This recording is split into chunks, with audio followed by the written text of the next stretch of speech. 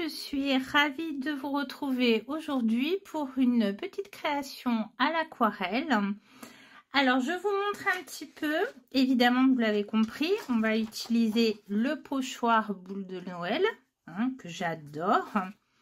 Et en fait, je vous montre un petit peu l'idée. Vous voyez, ça c'est un brouillon que j'ai fait sur une feuille d'imprimante classique. On va faire une petite création comme ça, un peu plus petite quand même, parce que là, je suis sur une feuille A4, donc je me suis un petit peu lâchée. Mais l'idée, c'est de faire éventuellement une carte de vœux, ou là, une page d'art journal qui va rentrer dans mon December Daily. Donc, du coup, je suis venue prendre à peu près les dimensions des pochettes.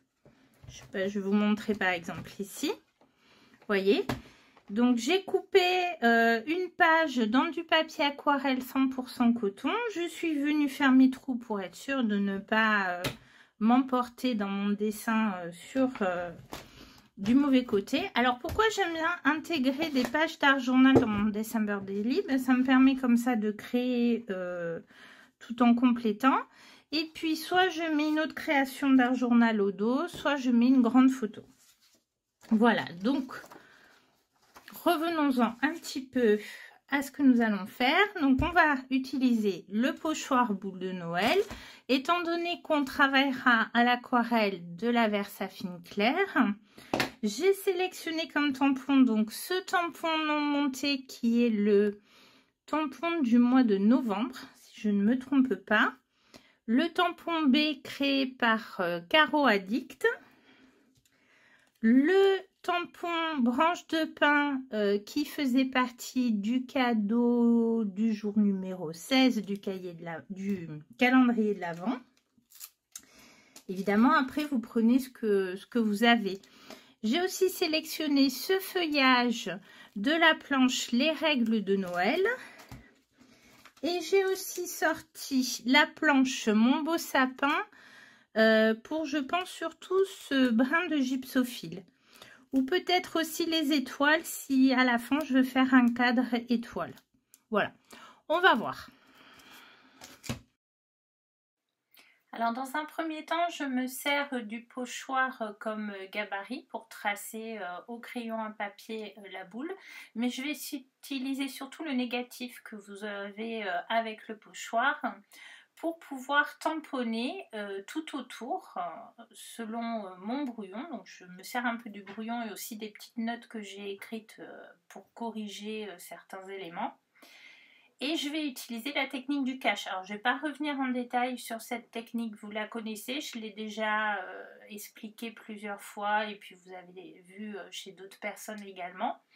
Donc, je vais vous laisser en musique et de temps en temps, je vous reprendrai pour vous expliquer quelques éléments.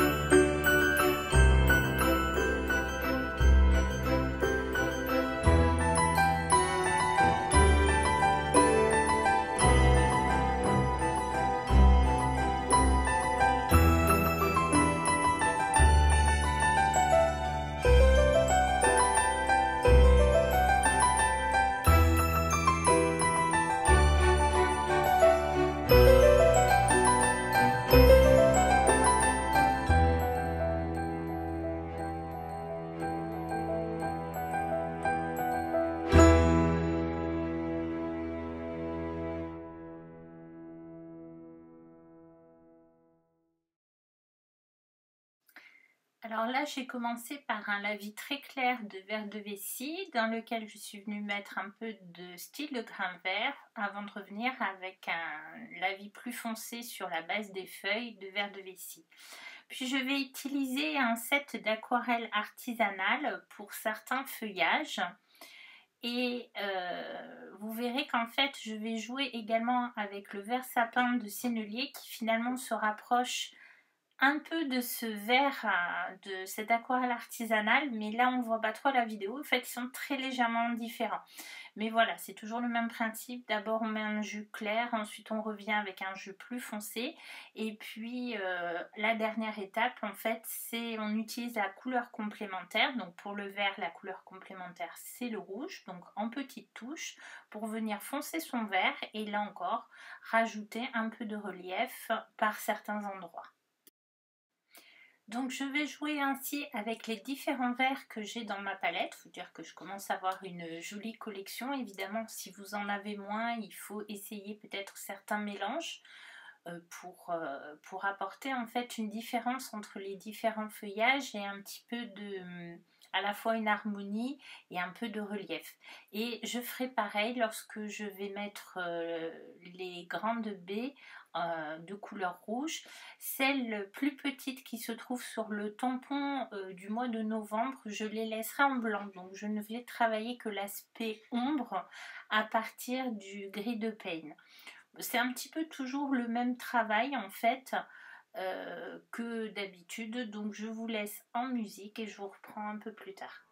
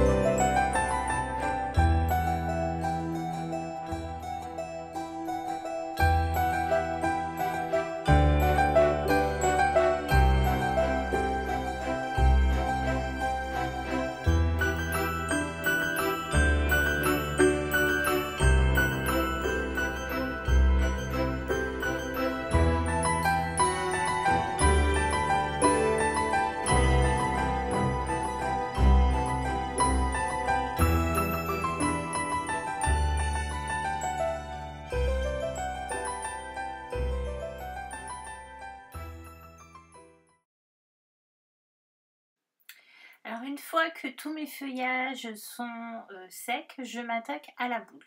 Et c'est là que j'ai commis une erreur. Donc vous voyez qu'avec le crayon, j'ai gardé une espèce de triangle pour créer un effet de, comment dire, de lumière.